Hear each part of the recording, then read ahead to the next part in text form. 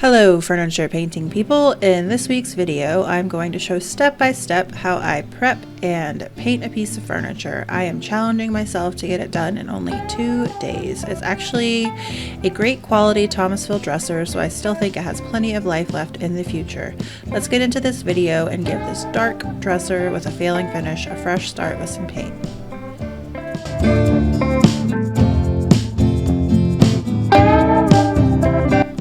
So I start off each of my projects by making sure the drawers are in the right spot and that all the drawers are working properly, and then numbering the drawers so at the end of the project they all go back where they're supposed to go. There is nothing worse than getting to the end of your project and having to play musical drawers. So do yourself a favor and number your drawers as you take them out.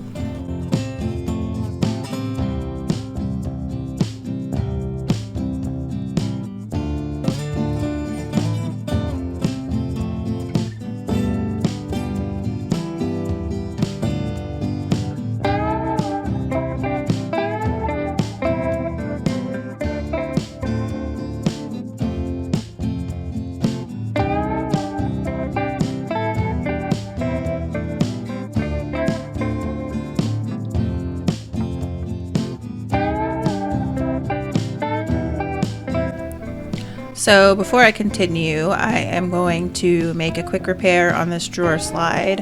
I think the people I bought it from were probably a little embarrassed because the drawer slide just fell off as we were taking the drawers out to make the dresser a little bit lighter as we got it out of their basement.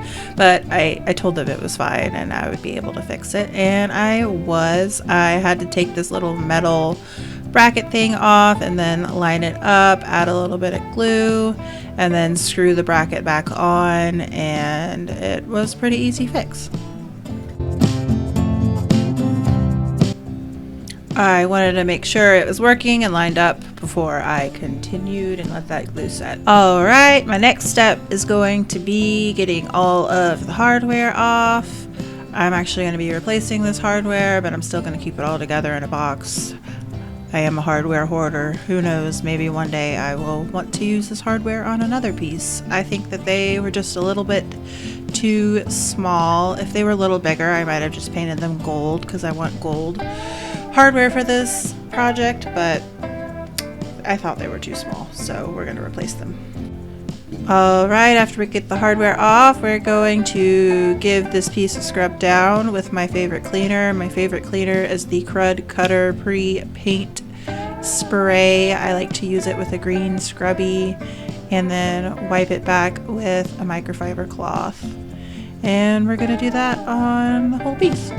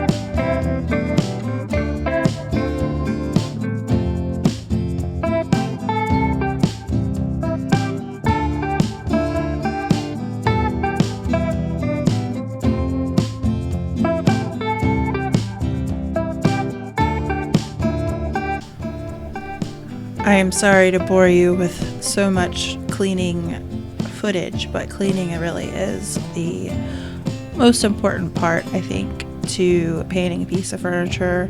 I think anytime I've had adhesion problems, it's probably due to not great cleaning, and more so than not scuff sanding well enough. So really make sure you clean your piece well. I honestly think I might start a new step to cleaning and start wiping everything down with a mixture of water and alcohol just to really make sure I get all of the oils off. Anyway, clean your pieces well.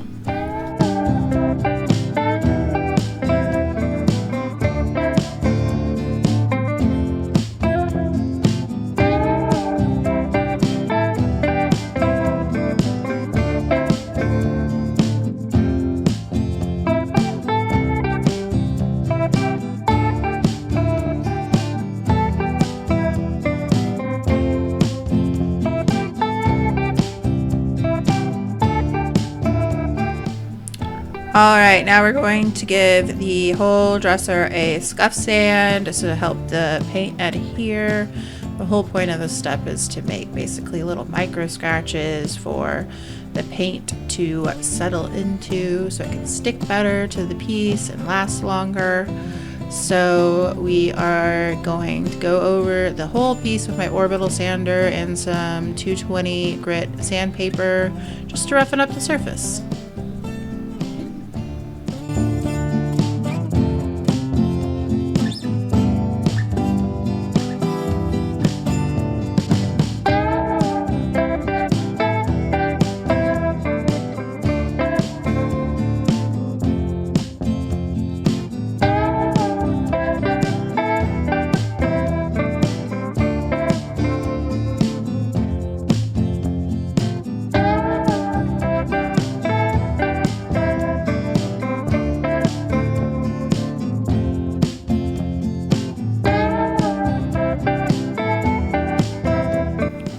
The top did have some failing finish, so I did have to spend a little more time on the top than the rest of the piece. I'm assuming somebody probably left a wet water glass or something. It seemed to just make the finish fail in that area, so I wanted to get that really smooth. I'm also going to prime this piece, mostly because of that failing finish and raw wood.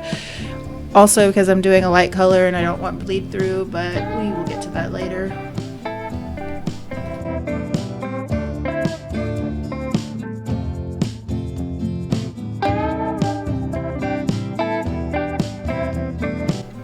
As I was cleaning this piece and sanding this piece, I was kind of taking notes in my head of where I might need some wood fill. I love this Bondo glaze because it's really easy to apply.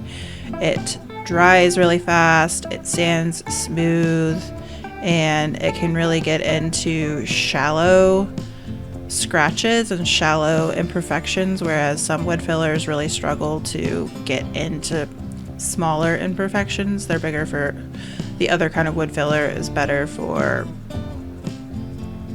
bigger problems, I suppose. And now we're going to sand back that Bondo glaze and make sure everything is smooth and flush.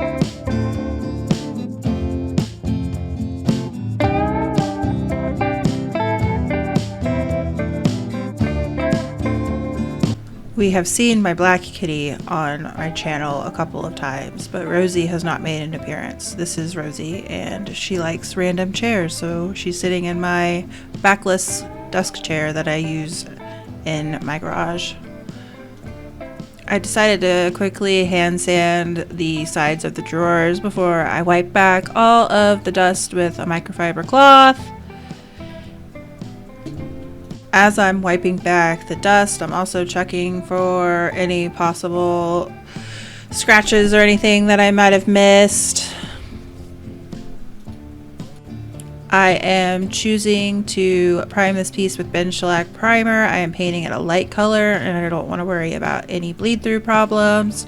Also, I wanted to use a really good primer since I have some raw wood exposed on the top, and I just want to have a nice, even, smooth surface for my paint.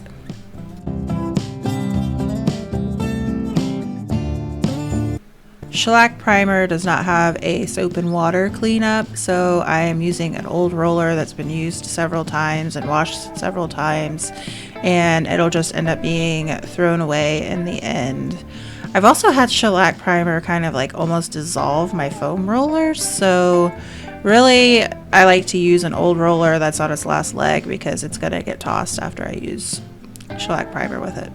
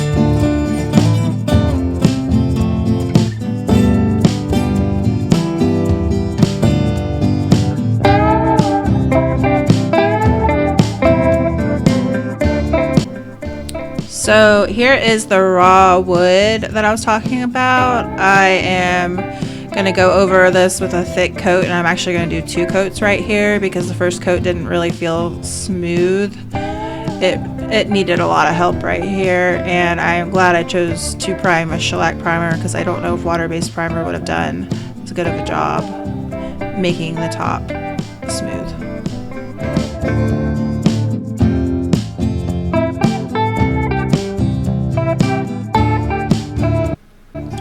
So I'm gonna hand sand this primer to smooth everything out with some 240 sandpaper, and I am going to continue to fill any imperfections that might have shown up as I primed.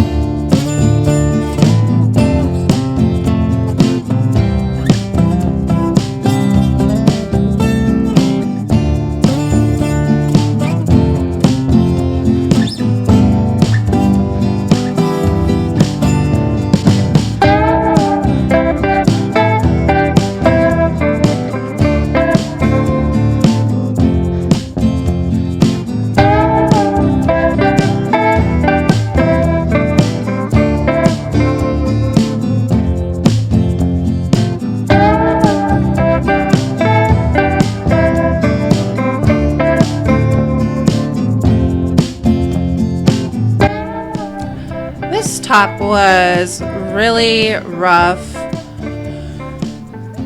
so I decided to bust out the orbital sander for the top to make sure it was really smooth. Even though the tops of pieces always get covered in decor, I am always the most paranoid about what the top looks like because I think it's the first thing you see when you walk up to a piece.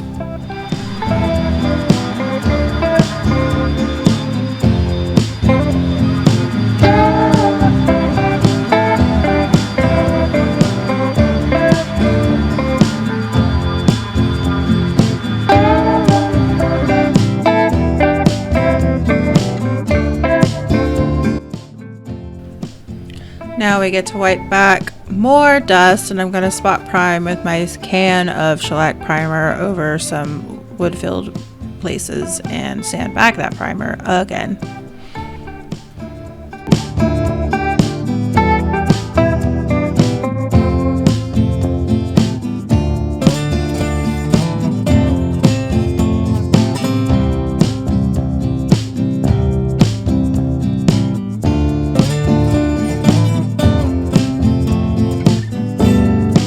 So we just want to make sure we get all of the dust off of the dresser before we go in with paint. And we are finally about to get to the fun part. I mixed this light blue color with a couple of different like PPG breakthrough colors that I had in the garage. I think it was just a light blue that was a little too light, and I added a little bit of navy and a little bit of green to it, and we're going to water it down since we're going to spray the first coat. And yeah,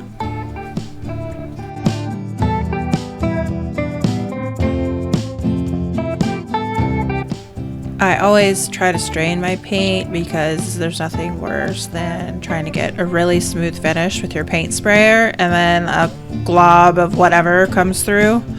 So strain your paint if you're spraying.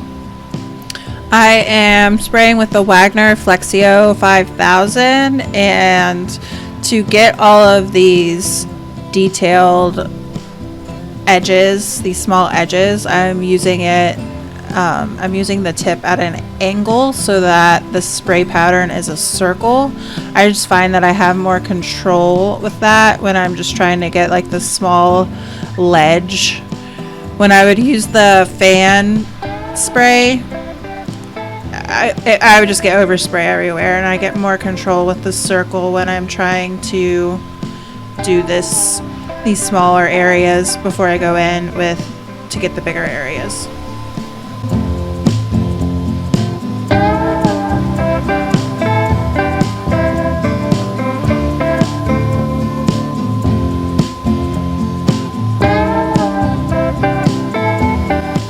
I have found the circle spray pattern gets into nooks and crannies better too. So I am going around the edges with the circle pattern, and then I'm going to change my spray pattern before I try to cover the big surface areas.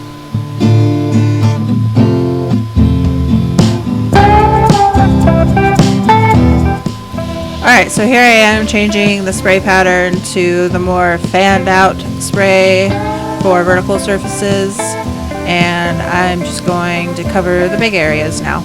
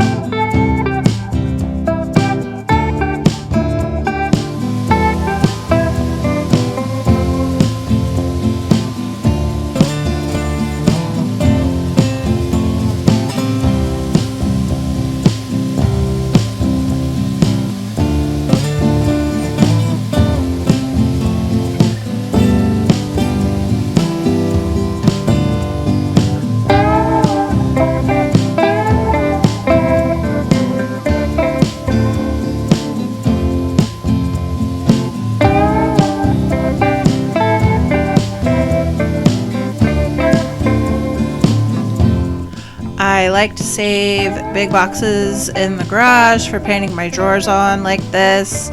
I just feel like I get a better finish when I paint a piece like directly head on like this. I don't really like painting with the drawers on the ground and pointing my gun down. I just don't feel like the finish turns out as well. Maybe I'm crazy, but I like doing it this way.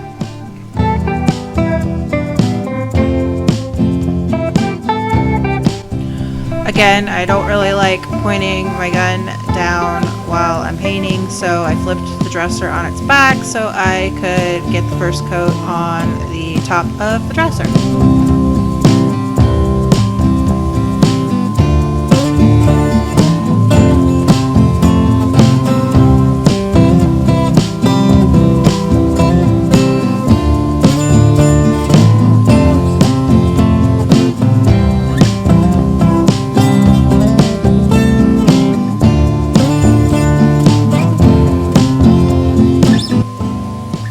Sometimes I get tired of my sprayer and I just want to switch to a roller. So for the second coat, I decided to use a roller.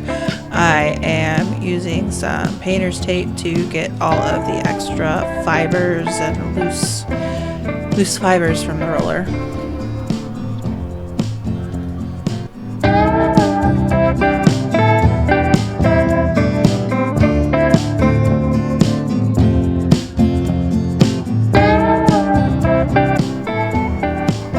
Also, I found that the PPG Breakthrough levels really well, so if you don't have a sprayer and you want a professional finish, I feel like a microfiber or micro lawn roller with the PPG Breakthrough is a great inexpensive option.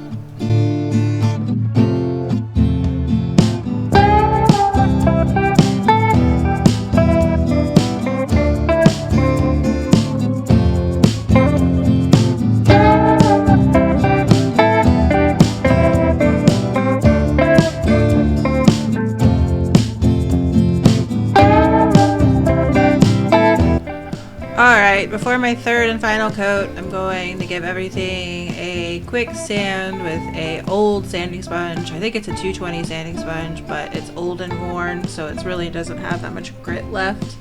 You don't really want anything too rough. You don't really want to make scratches in your paint or anything. You just want to try to smooth everything out, making sure there's no debris in my finish. And busted out the phone flashlight so I could see everything. I decided to go back to the sprayer for the third and final coat. I have found that most pieces need 3 coats of paint. I think that you get better durability with 3 coats of paint, especially if you're not going to do a top coat or anything. So I have just accepted that most pieces are going to need 3 coats, even though I wish it were 2. I had pretty good coverage with 2 coats, but I wanted to give a final even smooth coat with the sprayer to finish this piece off.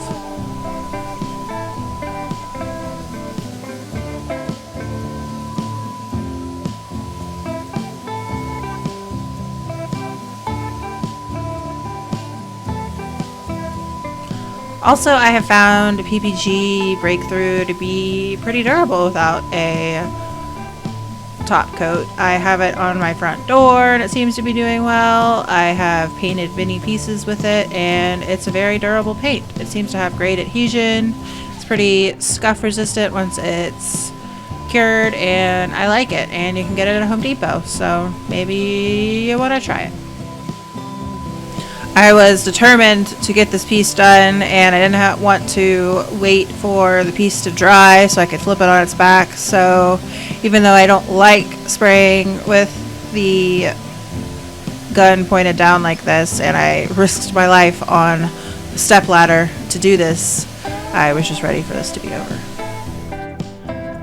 I set a goal for myself to finish this piece in 2 days, so it's late at night and I let the paint dry while I went and got a shower, and now I'm here in my pajamas with wet hair, and I'm going to add the hardware and do some touch-ups along the edge of the drawers with a small paintbrush.